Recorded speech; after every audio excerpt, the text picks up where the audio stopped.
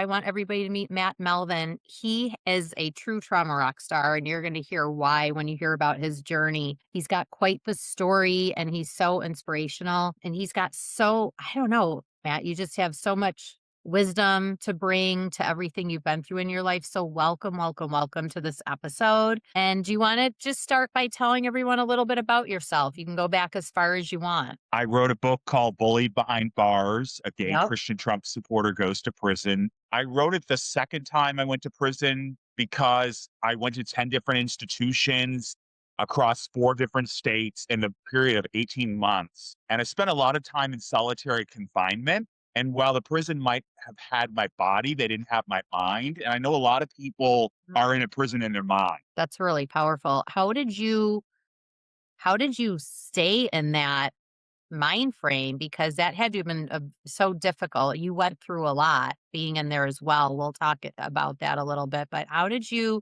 keep your mind focused like that? Reading my Bible, praying, fasting, exercising every single day, creating that discipline that I've carried with me outside into the world, where I know a lot of people struggle with discipline. And throughout my time, I met a lot of drug addicts, and every single drug addict would say, I just need one more fix. I just need to do it one more time. And Mhm. one turns into two, three, four, five, six. And I can see my life as the same way. Look, I just need to steal one more time, or I just need to lie one more time, and then I'll stop.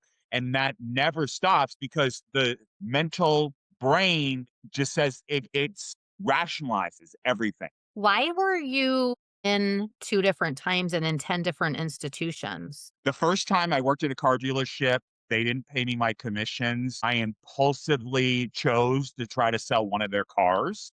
I got caught. Instead of going through the traditional court, I went through the mental health, or I'm sorry, instead of going through the mental court, I went through the traditional court. As a result, came out with a record. If I went through the mental health court, I may not have a record today. So when I came out, I couldn't find a job. And so I used other people's information to work. I did the work, but I used other people's information, their social security card, a driver's license. The government pursued me for 6 years, finally got a grand jury indictment against me. And in 2016, I was indicted. And your first one was in 2004, you had said, right? Yes. Okay. So how long were you in for the 2004? Did you say you were in for 18 months? 18 months both times. Same Both judge. The times. same judge was in the state case as in the federal case. So I have a very unique case. Yeah. How was that experience for you? I know it was challenging. Everything in life is challenging. It's how we overcome the challenges. I believe that God doesn't give me anything that I can't handle. And as a result of these experiences, I'm a stronger person. I'm a stronger believer in Jesus Christ today than I would have been if I had ever gone to prison. I don't know if I would have ever had the strong discipline I have today and my strong faith without the experience behind bars, as Despite miserable as it is. Yeah, despite everything that happened to you while you were behind bars, because you wrote your book about this and you were extremely bullied, you were assaulted. There were several things that happened. So how did you stay positive? Was writing the book therapy for you? Absolutely. There was no other better mechanism for me to get out my thoughts and my feelings than on paper because I couldn't trust other people. And there's a saying that the walls have ears. So hypothetically, even if I knew somebody that was in the other cell, who knows who else can hear what's going on? I see.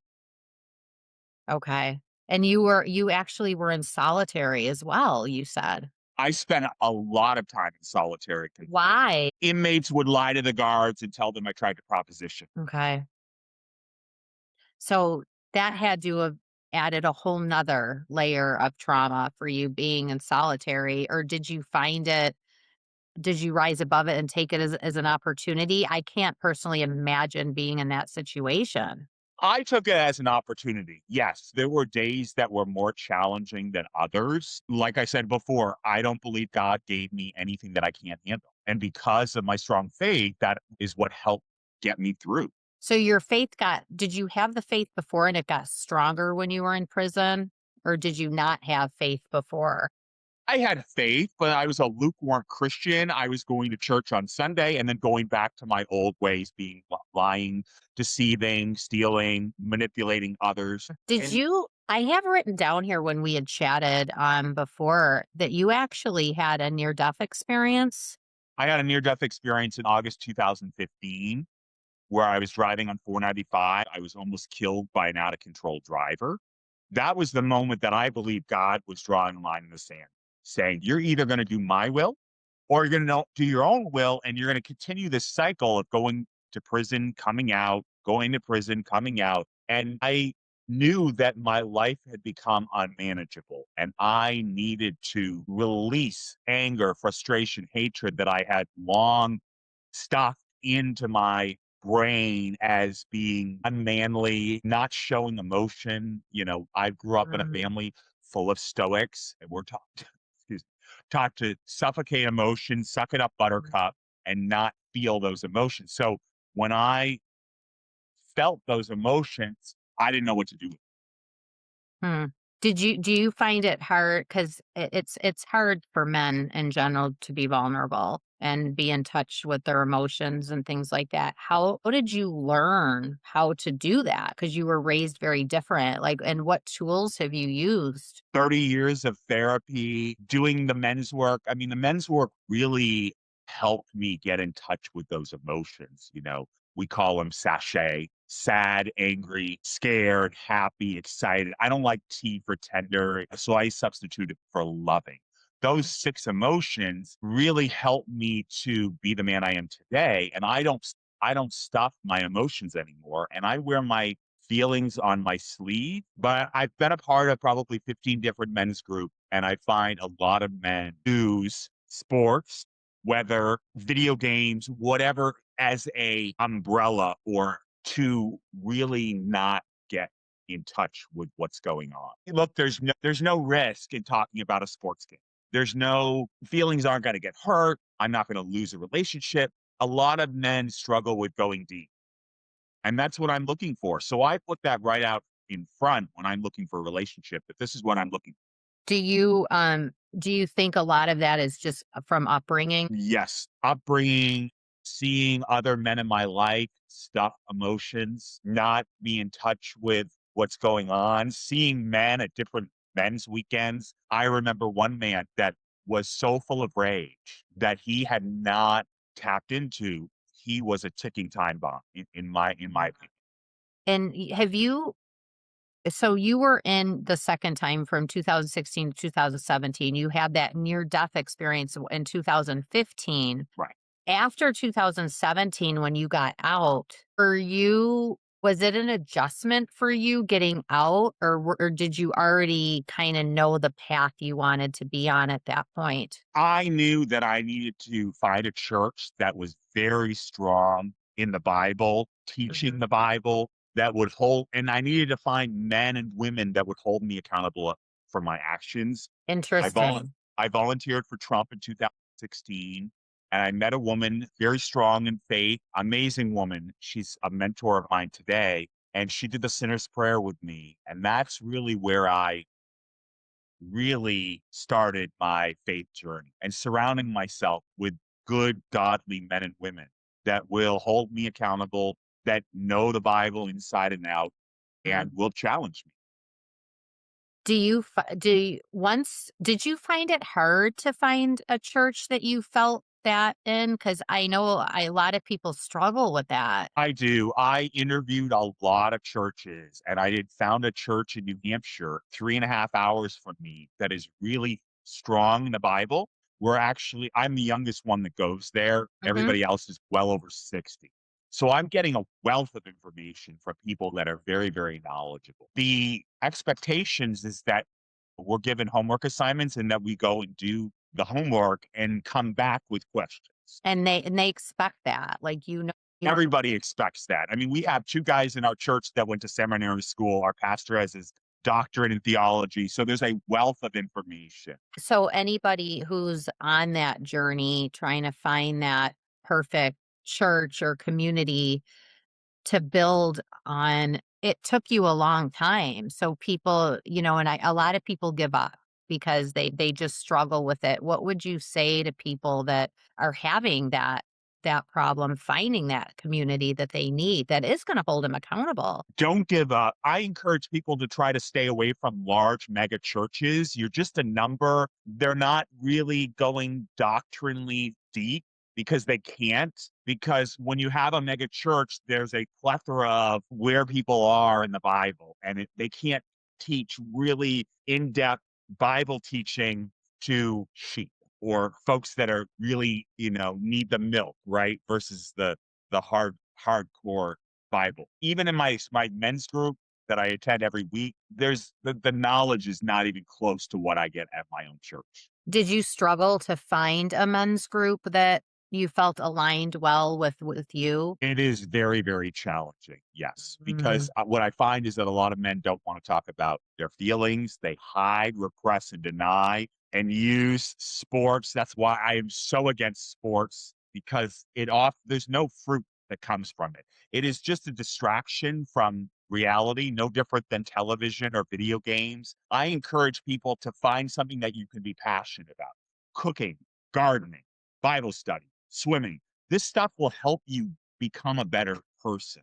And they're mhm. not isolated. Find friends that you can do things with. Don't isolate. I had 35 years of isolating, not talking about emotions. And look where I ended up. Yeah, and do you find that with like you said, with the men's groups, that might be a good start for somebody to find something like that. Maybe that could lead them to finding the church or the additional community that they need kind of thing?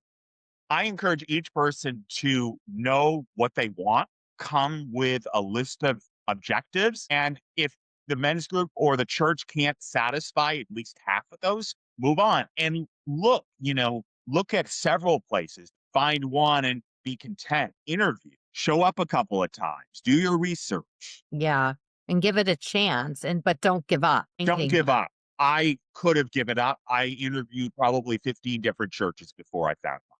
Wow. And you ended up finding one 3.5 hours away, so that's okay because now they're doing services on, now, and you can still be part of the community if Right. you And can't then get I there. found another church that we're doing in-depth study. Right now I'm on First Chronicles. I've actually studied every single book up until First Chronicles. So that's different. I'm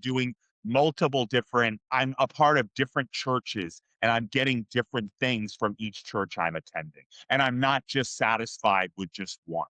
I ask questions, I probe. Do you And I'm doing my research. That's why I want to encourage each person to do their research. And even when I was behind bars, Tracy, they there were volunteers from Christian Science and Scientology and Jehovah's Witness. And I went to all of those groups and I wanted to hear, what are they telling these people? And all of these cults are promising something that most men behind bars are missing: love. They don't have the love. They come from a broken family and they don't have the love. And now this cult is offering the love and the money. They don't mention the money behind bars. And that's what everybody is seeking: love, uh, acceptance, belonging. do you where are you at right now in your journey, and do you find moments like, are you harboring any resentment or anger? Great question.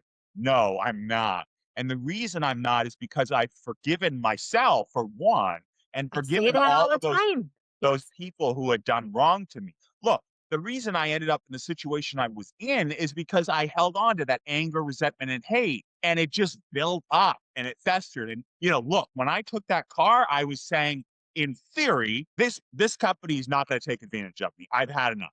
Well, I did it the wrong way. I shouldn't have done what I did, but I was making a statement in a way. In your own way, even though you know that was wrong, you ended up in prison because of it, but it was because you weren't healing. I wasn't healing. I was holding on to resentment, hatred, anger, wasn't talking about it, isolating. Have it like holding that in and suppressing all of that it causes a lot of physical problems, health problems, and stuff like that. Since you've gotten past all this, have you noticed a difference physically in your health? And explain to me like what changes. I lost 100 pounds. Holy after. crap, you didn't Yes, tell and me I that. I I did that. I never, Tracy, once set foot in a gym.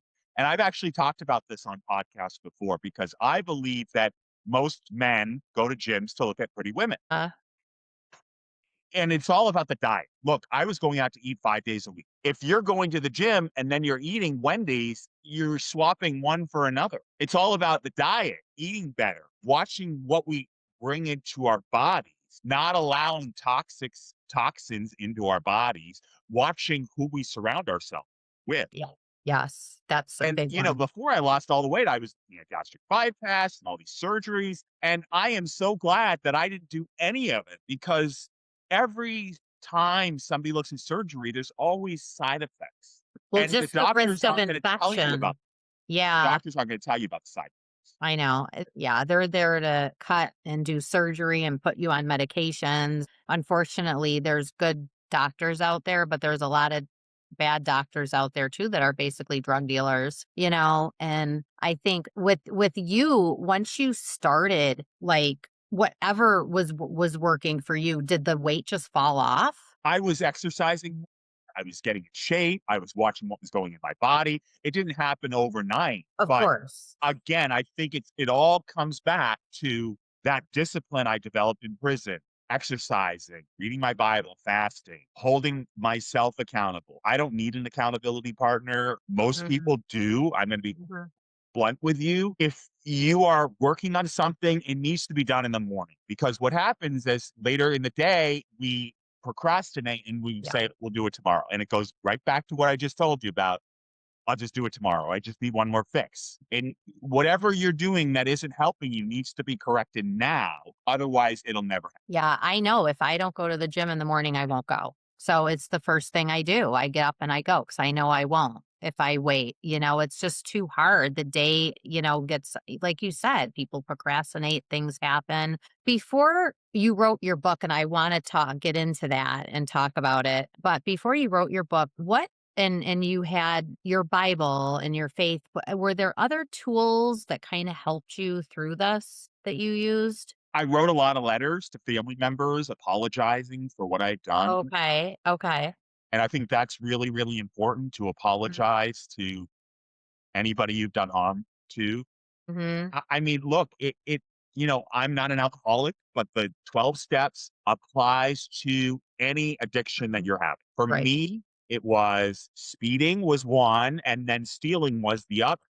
When you said that you had to forgive yourself, that's a big thing I talk about with me and my journey too. I had to do that as well. Did you write a letter to yourself? I did. I wrote a letter to myself, and then I stood in the mirror and told myself 10 times that I love you Okay. and I forgive you. Mhm. Now, forgiveness is not forgetting. They're Of course. two completely different Of categories. course. Yeah. Let's talk about bullying behind bars. You did you write that completely while you were in prison, or did you start it while you were in there? I wrote almost all of it.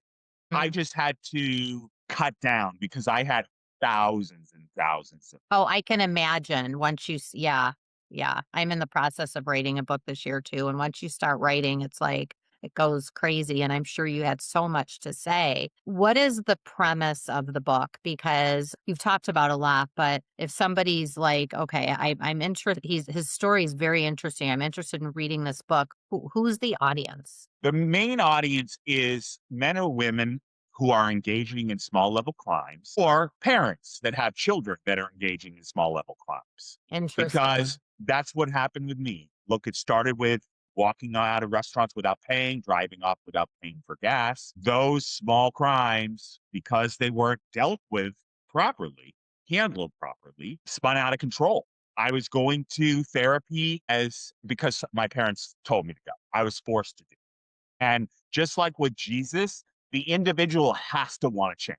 I didn't want to Mhm. change. I had to recognize that my life was unmanageable and I needed God. And until I had that wake up call, that's why when I came out the first time, nothing really changed. Yeah, and that was in '04, and then you had that experience in 2015, and you're like, "Okay, this is my wake-up call," and then you end up back in prison into a year later. Well, but I want to make it really clear that the The offenses occurred in 2009. Before, yeah. Correct. Yes. So when you had that like a moment, that wake up moment, that near death experience that you went through, and then when you got sentenced and had to go back in 2016, it had to have been discouraging for you. It had to have been very traumatizing to have to go back in there.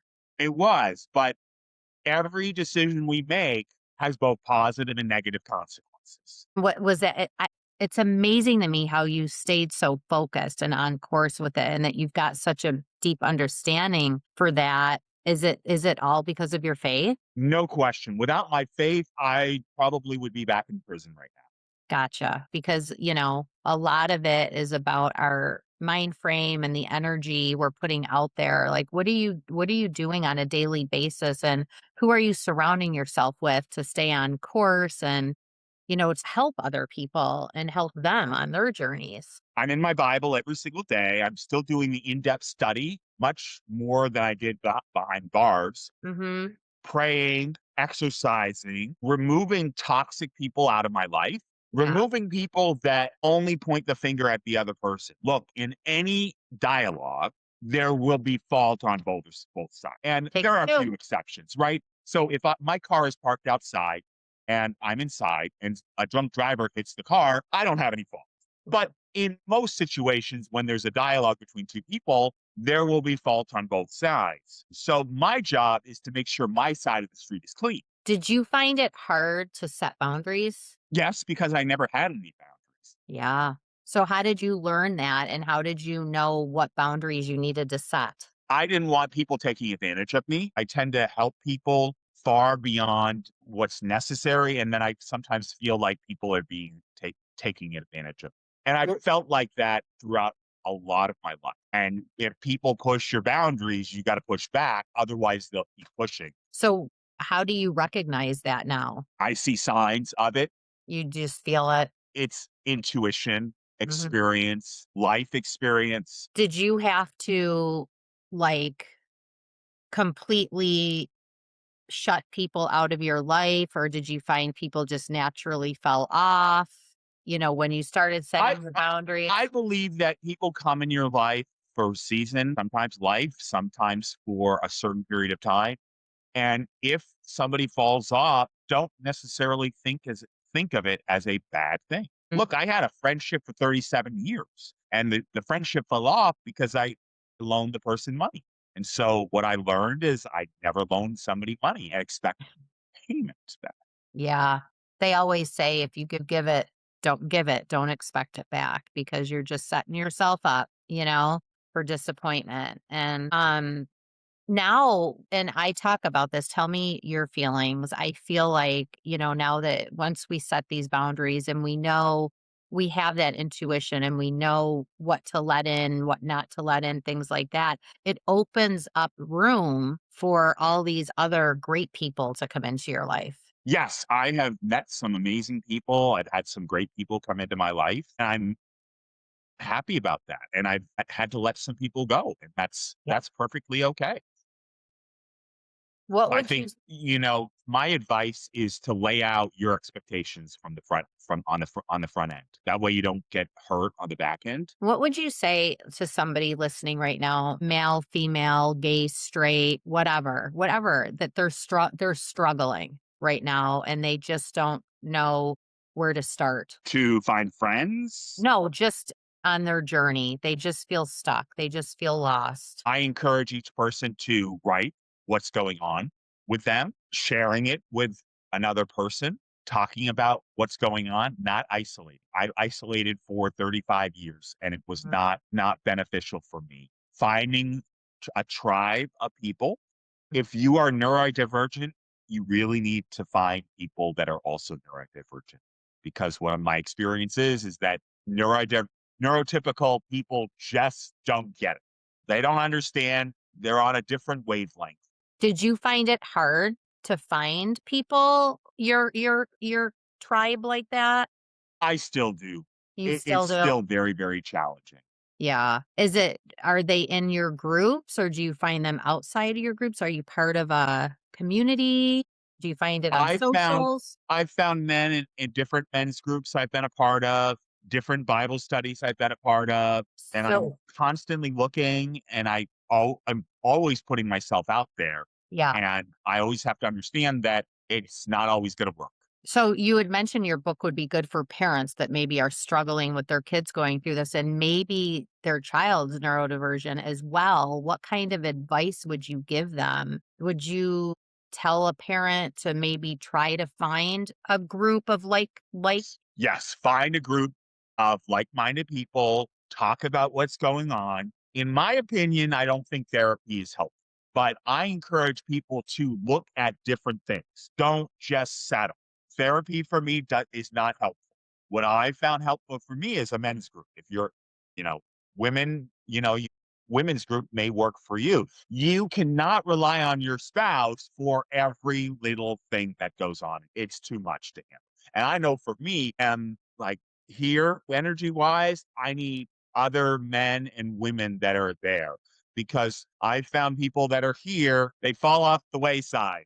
And that's fine because you need to find people that are like you, that are passionate if you're passionate. If you're an introvert, find people that are introverts. I'm not an introvert. I have trouble relating to introverts. do you feel growing up if you had other people that were like you that you could relate to, it would have helped a lot with, the path you chose? No question. I mean, I felt isolated throughout most of my life. I didn't have a tribe. I didn't really have friends. Did you go to regular public school? I went to private school. I went to a Catholic high Yeah. school. And were there other neurodivergent students there, or were you the only one? It really wasn't understood back then like it Yeah, is I know. today. And teachers now are even so much more educated on it, where back then you probably didn't get any of the help you needed or the support, I guess. I didn't get any support. I was on my own. Yeah, and you've learned so people can learn from you with this experience and helping even if they're your adult children now, they're adults, if they haven't found their community, their tribe, help them find that because that's probably half the battle. Yes, half the battle. If you need help, email me, bulliedbehindbars@gmail.com. You can Mhm. follow me on social media. I'm on Instagram, Bullied Behind Bars, Facebook, Matthew.melvin.5621, X Bars Bullied. My book is available on Amazon. My Yeah. website is bulliedbehindbars.com. I'll include everything in the show notes, so that'll be very easy for people to get in touch with you because I think, just because your kids become adults, you still need to help them, and it sounds like if you had it was like you said, it was so different back then, but there's so many more resources now. Have you ever had a mentor or mentors? I didn't for most of my life. I didn't until I found some men that were really strong in the Bible. Okay, and so you were And it able to wasn't until I went to prison, I found 2 men that were very strong in the faith.